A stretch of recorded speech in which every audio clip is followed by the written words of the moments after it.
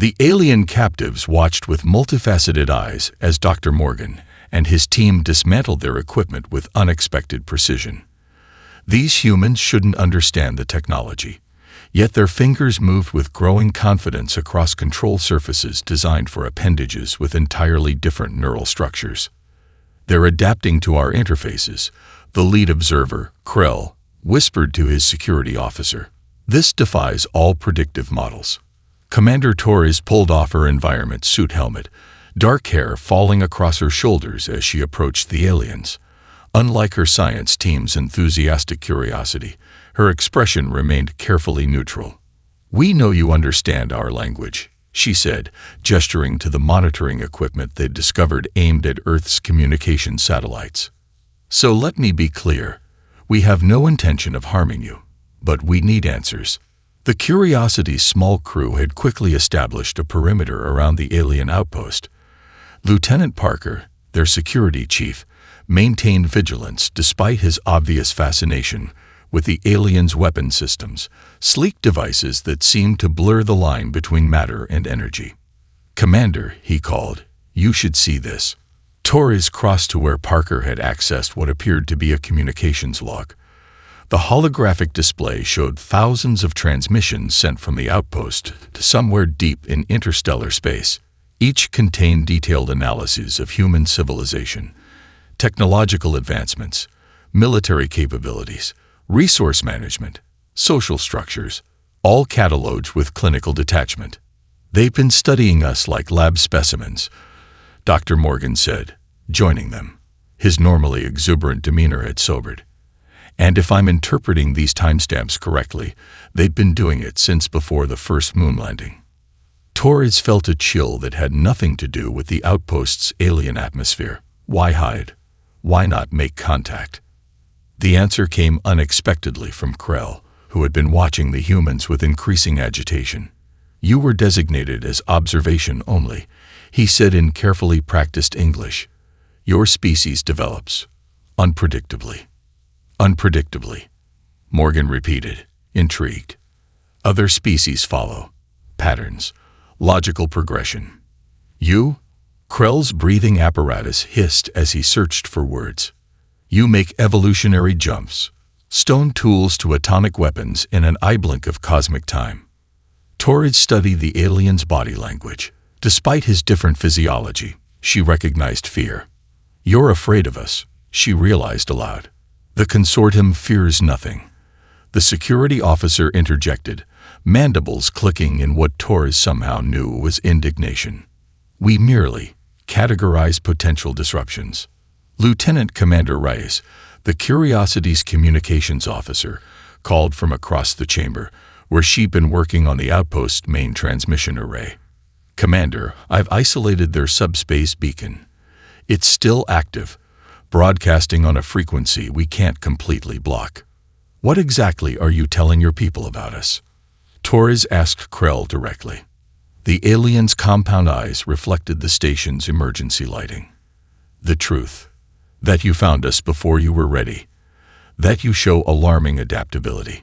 That containment protocols may be necessary." Morgan looked up from the console he'd been examining, face pale.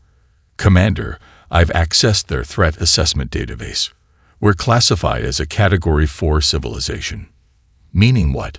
Parker asked, hand instinctively moving to his sidearm. "According to this," Morgan said, scrolling through alien text that the ship's AI was frantically translating, "Category 4 species require immediate attention from the consortium's highest authorities." He looked up, expression grim. "They're sending someone to deal with us, and I don't think they're coming to welcome us to the galactic community."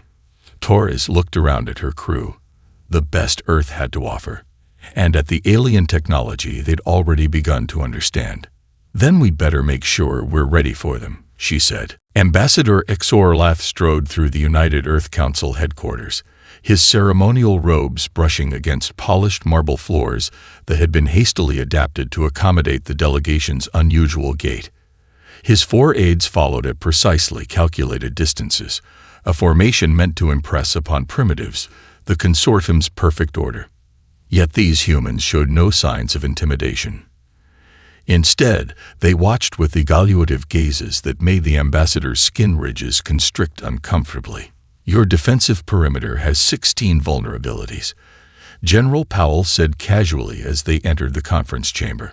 "I counted them during your approach to Earth." Hexorlath's translator implant took a moment to process this unexpected statement. "You could not possibly have.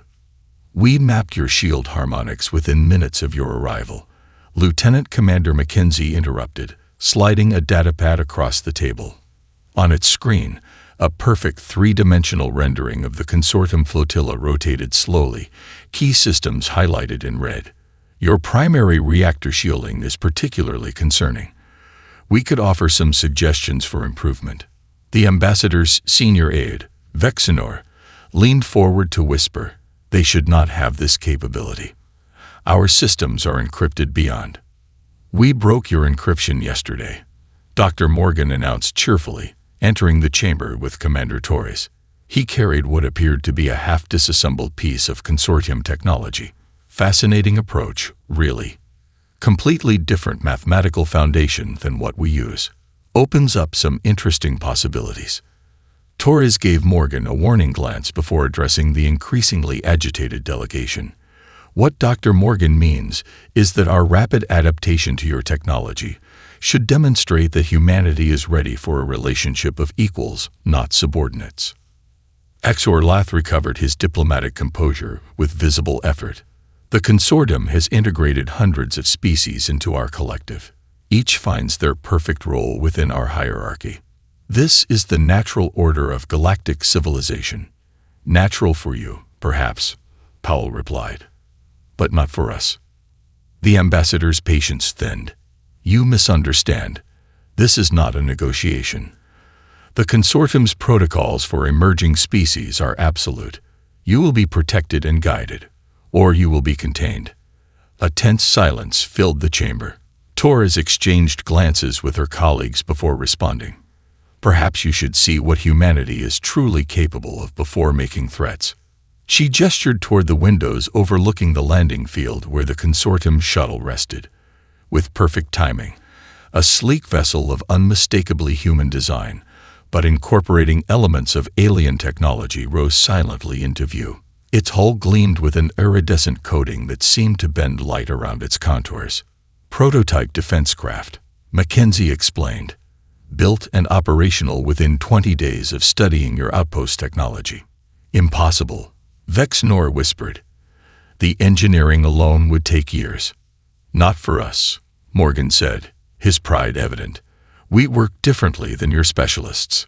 We cross-pollinate ideas."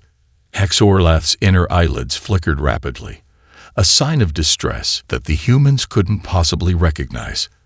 Yet Torres leaned forward, her expression softening slightly. "Ambassador, we understand that our methods seem chaotic to your civilization, but that chaos drives our innovation. We don't want conflict with the consortium. We want exchange, partnership, but we will not accept subordination." Powell added with quiet steel in her voice, "And we will defend our autonomy if necessary." The ambassador studied the humans carefully. The consortium's extensive observations had somehow missed the most crucial element of this species, their absolute, unwavering confidence when challenged. "The consortium has not faced true resistance in 8,000 years," Torlath said finally. "You would be wise not to become the first." "And you would be wise," Torres replied, "to recognize when you've encountered something unprecedented." The consortium cultural observation team huddled in their temporary quarters, reviewing footage captured throughout San Francisco. Chief Analyst Mevran manipulated the holographic display with growing frustration as she cataloged behavioral anomalies. "These findings contradict all established models," she told Ambassador Exorlath. "Observe this group of humans." The display showed children in a playground creating an elaborate game involving chalk markings, seemingly random objects, and rules they appeared to invent and modify on the fly. "They deliberately introduce complexity without purpose," Mevran explained, "and the behavior continues into adulthood." The footage shifted to a university laboratory where Dr. Morgan was explaining a concept to visiting consortium scientists. Instead of following established methodologies, he encouraged his team to suggest wildly different approaches, rewarding the most unconventional ideas. Their innovation process embraces randomness. The analyst continued, mandibles clicking with distress. They call it brainstorming and consider failure a valuable outcome. Ambassador Xorlath studied the footage carefully. The Evolutionary Guidance Council will find this concerning. Species that defy categorization rarely integrate successfully. Their discussion was interrupted by a tremor that shook the building. Before the aliens could react, Commander Torres burst into the room.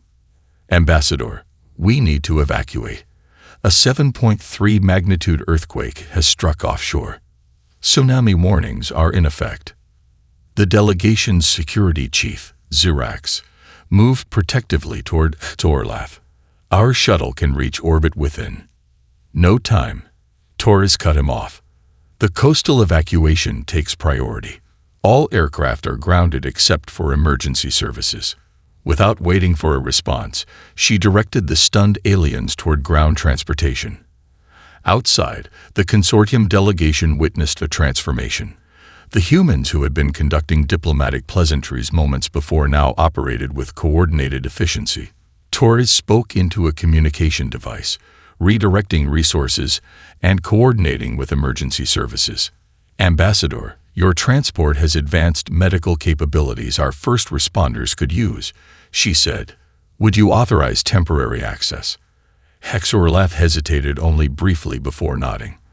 The cultural observation team recorded everything, particularly noting how civilians instinctively organize themselves to assist authorities. They have no designated crisis roles, Xerax observed with bewilderment. Yet they'd function as a collective during emergency. Dr. Morgan appeared, leading a team converting a public building into a triage center. When a nearby structure threatened collapse, he organized a mixed group of humans and consortium personnel to stabilize it. Combine your strength there, he directed 2 consortium engineers. Your exoskeletons can support more weight than our rescue workers. The aliens complied automatically, surprised by their own willingness to follow this human's directions. Hours later, as the immediate crisis stabilized, Ambassador Xorlath found Torres coordinating resources from a makeshift command center. She looked exhausted but focused. Your people performed admirably, he said. This was not planned as part of our cultural exchange. Torres almost smiled. Crisis reveals character, Ambassador. Indeed, he replied. Your species runs toward danger. This trait alone would mark you as anomalous in our classifications. Is that a compliment or a warning? Torres asked. Xorlath's inner eyelids flickered thoughtfully. Perhaps both. The consortium values predictability and specialization above all. Your adaptability is concerning to my superiors. Torres met his compound gaze directly. Then perhaps your superiors should reconsider what traits truly matter for survival in this galaxy. Across space, Major Reynolds was reaching similar conclusions as she led her team through the supposedly restricted sections of the consortium outpost. What she discovered there would change humanity's approach to their new galactic neighbors forever. Major Diana Reynolds slipped through the maintenance access corridor of the consortium outpost, her heartbeat steadied despite the risk. Behind her, Specialist Zhang monitored their intrusion countermeasures. Algorithms Dr. Morgan had developed by reverse engineering consortium security protocols. 3 minutes until the sensor loop resets, Zhang whispered. Reynolds nodded, her focus on the secure data center ahead. The human delegation had been carefully restricted to public areas of the station, shown carefully curated exhibits of consortium achievement. But diplomatic pleasantries couldn't mask the subtle condescension or explain why certain sections remained mysteriously off-limits. Using a bypass device disguised as a standard translator, Reynolds gained access to the restricted archive. Inside, holographic interfaces sprang to life around her. We're in. Begin download, she instructed, inserting a quantum storage device into what they'd identified as a data port. Zhang worked quickly, his fingers dancing across the alien interface they'd trained with for weeks using simulations. "Major, you should see this classification index.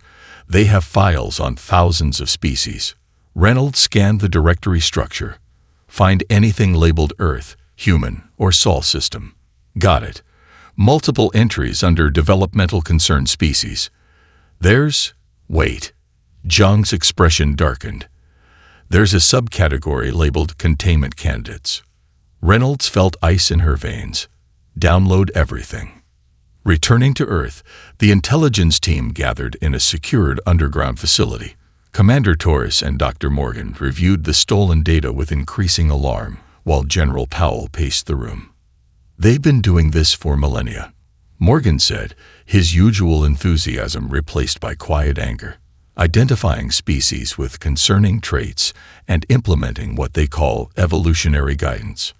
On the main display, diagrams showed the systematic modification of a dozen alien species: genetic manipulation, cultural interference, resource control. "This can't possibly be legal under their own laws," Torres said. "Actually, it is," Reynolds replied, highlighting a section of translated text. "The Consortium Preservation Directive authorizes intervention for species showing developmental instabilities." Powell stopped pacing. "And what exactly makes us unstable in their view?" Morgan pulled up a detailed assessment of humanity. "According to this, pretty much everything about us: our genetic diversity, our adaptability, our technological development rate."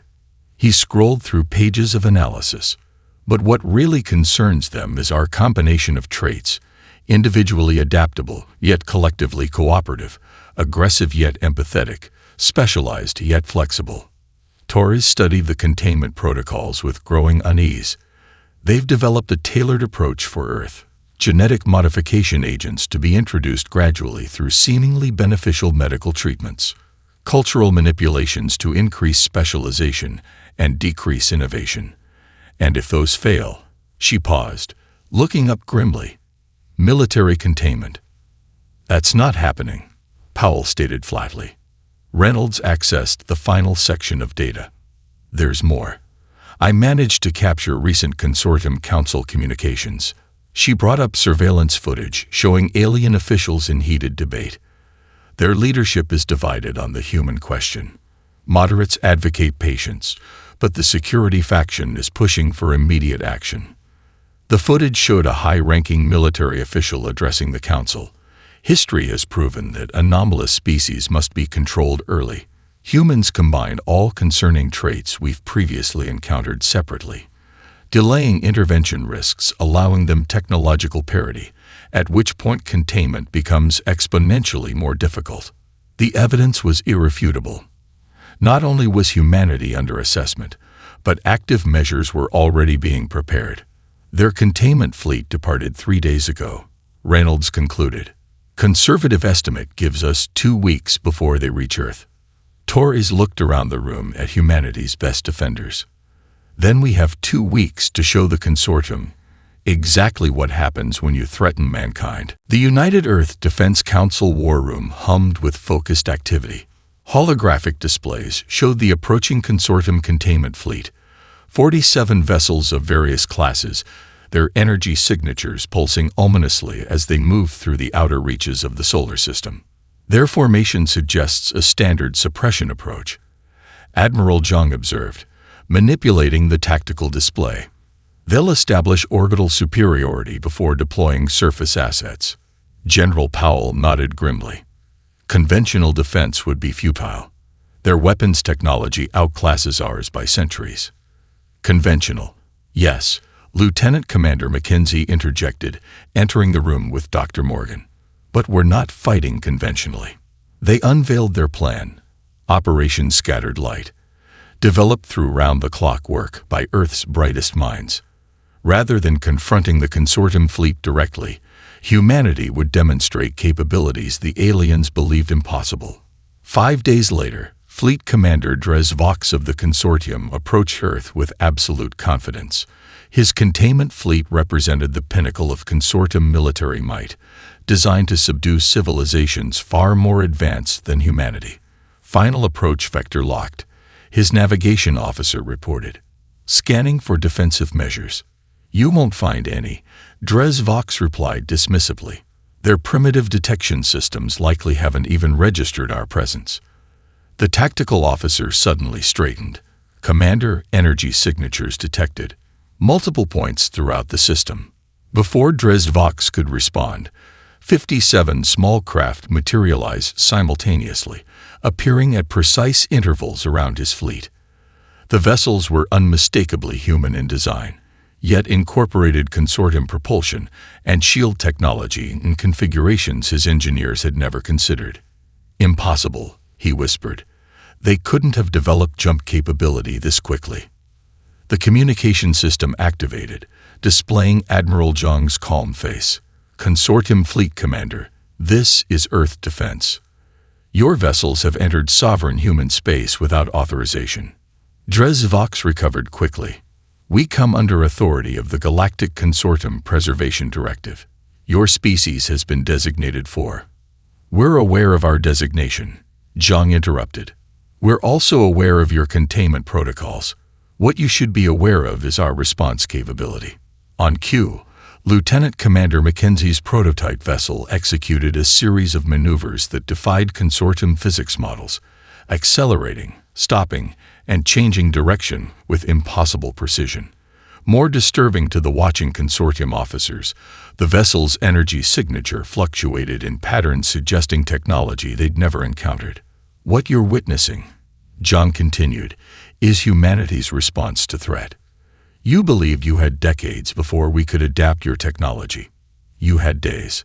The prototype ship suddenly vanished from sensors, only to reappear inside the consortium fleet's defensive perimeter. A tactical impossibility that sent the alien crew into controlled panic. We could have appeared within your command vessel's shields. Mackenzie's voice came through clearly. Please consider that our courtesy and our warning. In the Earth Command Center, Torres watched the standoff with Commander Reynolds and Dr. Morgan. Will it be enough? Torres asked quietly. Morgan studied the energy readings from the consortium vessels. Their weapon systems remain powered. They're surprised but not convinced. They still believe their technological advantage is insurmountable, Reynolds added. We've shaken their confidence, not broken it. Powell approached, her expression resolute. Then we proceed to Phase 2. She activated the communication system. Admiral Zhang, you are authorized to demonstrate the Nexus Protocol. Zhang nodded on screen. Understood. Nexus Protocol initiating. Throughout the solar system, the scattered human vessels suddenly synchronized their shield harmonics, creating an interconnected energy field that completely surrounded the consortium fleet. Technology that should be centuries beyond human capability. Let's see how they respond to being contained themselves, Powell said grimly. Supreme Strategist Vraxon stepped onto the neutral station with calculated precision, his ceremonial armor glinting under the artificial lights. The temporary facility, hastily constructed in Earth orbit from a blend of human and consortium technology, served as the meeting ground between civilizations now locked in tense standoff. Their demonstration was impressive, but ultimately meaningless, he told his subordinates. A primitive species cannot truly master technologies they barely understand. The human delegation entered from the opposite side. Commander Torres led, flanked by Dr. Morgan and Major Reynolds. General Powell and Admiral Zhang followed, their military bearing unmistakable despite the diplomatic setting. Vraxon studied them with the cold calculation that had made him legendary among consortium tacticians. The Council has authorized me to offer terms, he began without preamble. Your resistance, while noteworthy, changes nothing. You will accept guidance or face consequences. General Powell smiled thinly. We have a counter-proposal. A series of challenges to demonstrate capabilities fairly. Challenges. Vraxon's translator struggled to convey his tone of dismissal. 3 tests, Torres explained. Problem solving, adaptation, and tactical response. If we prove ourselves your equals in each category, the consortium recognizes Earth's sovereignty. The supreme strategist considered briefly before nodding. Victory would humiliate these upstarts while providing valuable intelligence on human capabilities. I accept your terms. The first challenge began immediately. A series of theoretical problems designed by consortium scientists to be unsolvable through human cognitive processes. Dr. Morgan and his team approached them with unexpected methodology, breaking into small groups that attack the problems from wildly different angles. They argue constantly, one consortium observer noted with confusion. They call it constructive disagreement, another replied. Their chaos somehow produces results. Indeed, within hours, the human team had not only solved each problem but discovered alternative solutions the consortium had never considered. Fascinating approach, Dr. Morgan told the stunned alien scientists. Your mathematical foundation relies on absolutes. We work comfortably with approximations and probabilities. The adaptation scenarios followed, with mixed teams facing rapidly changing environmental conditions. The specialized consortium experts excelled initially, but struggled when conditions shifted outside their expertise. The human generalists, though less efficient in optimal conditions, maintained functionality throughout all scenarios. You create perfect specialists, Major Reynolds explained afterward. We create adaptable generalists. Different evolutionary strategies.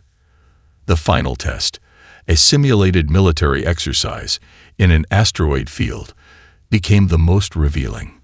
Reynolds commanded a retrofitted mining vessel against 3 consortium tactical ships. The aliens expected standard engagement protocols.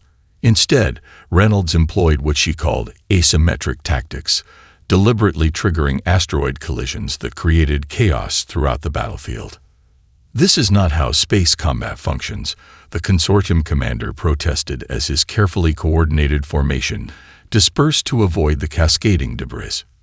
It is now, Reynolds replied, using the disruption to eliminate his vessels one by one. In the observation deck, Supreme Strategist Vraxon watched with growing unease. The humans weren't fighting according to established doctrine. They were rewriting it as they went. You plan for optimal conditions, Torres said quietly beside him. We prepare for everything to go wrong. It makes us resilient. The final blow to consortium confidence came during the diplomatic negotiations that followed. Commander Torres accurately predicted the private instructions given to the consortium negotiators, revealing humanity's emerging understanding of alien psychology. We can understand how you think, she explained to the visibly disturbed delegation. Your specialization makes you predictable to generalists like us. Vraxon's mandibles clicked in agitation. For the first time in his distinguished career, he faced an adversary he could not fully comprehend. And that realization disturbed him more than any military defeat. The Consortium Council chamber fell into unprecedented disorder. Delegates from 1,000 worlds spoke over one another as faction leaders struggled to maintain control of the emergency session. At the center of the chaos stood the holographic evidence of humanity's capabilities, data that contradicted millennia of established doctrine about species development. These humans represent an evolutionary anomaly, insisted Supreme Counselor Vrendar of the military faction. They combine traits that should be mutually exclusive. Their capacity for both individual innovation and collective action defies all models. Their technological adaptation rate exceeds safety parameters, added Director Zolvex of the scientific cohort. They have replicated and improved upon systems that took us centuries to perfect. Elder Krenlor of the diplomatic enclave raised her ancient appendages for attention. Perhaps we should consider that our models are incomplete. These humans. She never finished. Every communication system throughout the chamber activated simultaneously, overriding the Council's most secure protocols. The massive central display showed Commander Torres standing calmly in what appeared to be a human command center. Honorable representatives of the consortium, she began without preamble. I apologize for this unorthodox intrusion, but traditional diplomatic channels proved insufficient. Security personnel scrambled frantically to terminate the transmission. Their efforts had no effect. While you've been debating our fate, Torres continued, we've been studying your civilization with the same thoroughness you apply to ours. We've reached some concerning conclusions. Dr. Morgan stepped into view beside her, activating a holographic display showing hundreds of points of light spreading throughout nearby star systems. These self-replicating probes carry Earth's scientific and cultural knowledge, he explained with unsettling cheerfulness. They're already beyond your ability to intercept. Vrendar surged to his feet. This is an act of aggression. The containment protocols were justified. Major Reynolds appeared next, showcasing tactical data revealing gaps in consortium border security. We've mapped your sensor blind spots, she stated flatly. Our ships can navigate them at will. Your perimeter is permeable, not because we wish to invade, but because your system is fundamentally flawed. The council chamber erupted again until General Powell appeared on screen, her steady gaze silencing even the most agitated delegates. We've uploaded a detailed assessment of what conflict between us would cost both sides, she said. The calculations account for our different resource bases, population sustainability, and adaptive capacity. Review it carefully. The data flowing into the consortium systems was comprehensive and devastating. It showed not just military projections but cultural, economic, and psychological impacts. A holistic assessment beyond anything in consortium strategic doctrine. We don't want your territory or your resources, Powell continued. We don't wish to rule or be ruled. We require only acknowledgement of our sovereignty and fair treatment as equals. Torres stepped forward again. Your civilization has thrived through order and specialization. Ours has survived through adaptation and innovation. Both approaches have value. Both have limitations. The transmission displayed Earth, a blue marble against the blackness of space. This is our home, Torres said simply. We will defend it, but we would rather extend our hand in friendship than raise it in conflict. She looked directly into the camera, somehow meeting the eyes of each council member simultaneously. You have 24 hours to decide if peace with humanity is worth the price of respect. The transmission ended, leaving the most powerful governing body in the galaxy in stunned silence. In that moment, the Consortium Council realized a fundamental truth. For the first time in millennia, they were not the ones dictating terms. The Hall of Ancestral Wisdom fell silent as the combined delegation from Earth and the Consortium approached the ancient document pedestal. For 10,000 years, the Hall had witnessed the absorption of countless species into the galactic hierarchy. Today, it would record something unprecedented. Ambassador Exorlath, his ceremonial regalia modified to incorporate elements of human diplomatic tradition, stood before the assembly. Once tasked with subjugating humanity, he now championed cooperation. For millennia, we have grown through assimilation. He addressed the gathered representatives from across the empire. Today, we acknowledge that true growth requires more than absorption. It demands adaptation. Commander Torres stepped forward alongside him. The mutual recognition accords hovered as a holographic display between them, the culmination of weeks of intensive negotiation. This document represents not the end of a confrontation, Torres said, but the beginning of a relationship built on mutual respect rather than dominance. Throughout the empire, the proceedings streamed to 17 worlds where populations whose ancestors had been evolutionarily guided watched with growing awareness. The unprecedented nature of the human agreement sparked questions that had been buried for generations. Supreme Counselor Vrendar observed from the shadows, his military faction diminished but not defeated. This concession undermines 10,000 years of successful expansion, he muttered to his remaining allies. Perhaps our definition of success required revision, replied Elder Krenlor, overhearing him. These humans have shown us blind spots in our thinking. That alone justifies their unique status. The signing ceremony completed with ancient rituals and newly created ones, symbolic of the balanced relationship being forged. As the formal proceedings concluded, smaller groups formed throughout the hall, Humans and aliens engaged in genuine exchange. Dr. Morgan led a joint scientific initiative, already breaking through technological plateaus the consortium had accepted as insurmountable. Your specialists achieved perfection within established parameters, he explained to his alien colleagues. We questioned the parameters themselves. 3 months later, that collaborative approach proved its value when a stellar flare threatened a consortium colony. The emergency brought together human improvisational thinking and consortium technical precision. Millions were saved through solutions neither civilization could have developed alone. Commander Torres, now Earth's first ambassador to the consortium, found herself on an observation deck overlooking her home planet alongside Ambassador Ktorlath. Earth rotated slowly below them, clouds swirling across blue oceans. Your military faction still believes we should have been contained, Torres said, breaking the comfortable silence. Ktorlath's mandibles clicked in what Torres now recognized as thoughtful amusement. The same faction that insisted our security protocols were impenetrable before you bypassed them in days. We could have responded differently, Torres acknowledged. Ancient human history is filled with civilizations that destroyed others out of fear. Why didn't you? Ktorlath asked.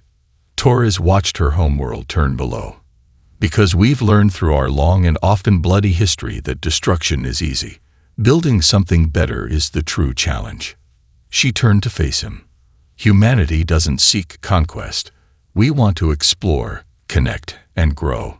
But we've learned that peace requires both strength and understanding. The ambassador studied the planet below them with compound eyes that had once assessed humanity as a threat to be managed. Now he saw potential allies whose differences complemented his civilization's strengths. Remember this, Ambassador, Torres said quietly. Humanity makes better friends than enemies. But we will never be subjects. The galaxy has room for all of us to find our own paths forward. As Earth completed another rotation below them, both leaders recognized a fundamental truth. The greatest exploration was just beginning. Not of space, but of possibilities that emerge when different minds work together as equals.